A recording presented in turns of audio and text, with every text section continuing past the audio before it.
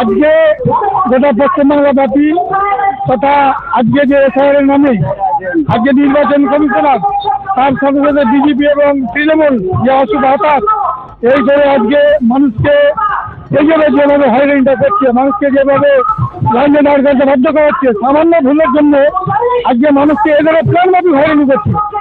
আজকে তার প্রতিবাদে আজকে আমরা এই কংগ্রেস পার্টির পক্ষ থেকে আমরা আজকে এই ডেপুটেশন আজকে ডিএমের কাছে দিব, যাতে মানুষ যেন জানতে পারে যে এই যে এফআইআর নিয়ে যে খেলাটা করছে একমাত্র কারণ হচ্ছে মানুষকে ভয় দেখানো।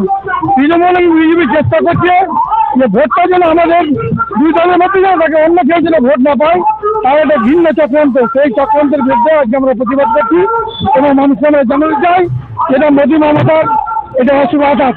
কেন বলছি, রাজ্যের ডিএমটা কাজ, ডিএমটা হচ্ছে তৃণমূল মমতা ব্যানার্জি। আজকে ভিডিও কাজ, আজকে নির্বাচন কমিশন একটা ধরনাক্ষণ, নির্বাচন কমিশন একটা ফটো জারি করে, একটা রিল জারি করে, কিন্তু বাস্তব রূপায়ণ করে পশ্চিমবঙ্গ সরকারের কর্মচারী। আর আজকে এই পশ্চিমবঙ্গের মাননীয় মুখ্যমন্ত্রী তার ডিএমকে দিয়ে ভিডিওকে দিয়ে মানুষকে আজকে লাইনে বার করতে বাধ্য করেছে। এইভাবে মানুষকে এটা মানে হয়রানির মধ্যে ফেলেছে। তার প্রতিবাদে আজকে আমরা ডিএমকে ডেপুটেশন দিচ্ছি। রাজনীতির লোক শুনুন, এসআইটা আমরা তো কংগ্রেস দল আমরা এসআইয়ের বিপক্ষে নয়।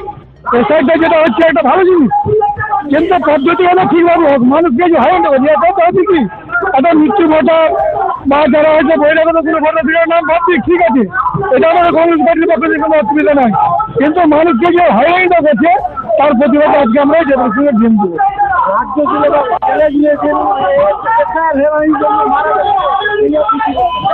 এটা তো এটা মমতার মনোনয়ন প্ল্যান।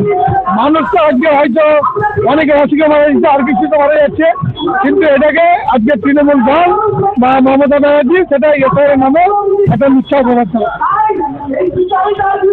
মোহাম্মদ দুলাল শেখ, কালীচক 2 নম্বর ব্লক কংগ্রেস প্রেসিডেন্ট।